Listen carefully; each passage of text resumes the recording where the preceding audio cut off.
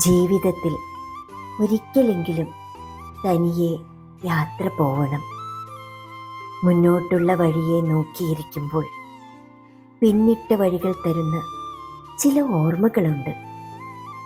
മനസ്സിൻ്റെ അടിത്തട്ടിൽ അങ്ങനെ ഭദ്രമായി കിടന്നിരുന്ന ചില ഓർമ്മകൾ, അവയുടെ കയ്പും മധുരവും നുകർന്നുള്ള യാത്രയുടെ സുഖം വർണ്ണിക്കുവാനേയാവില്ല.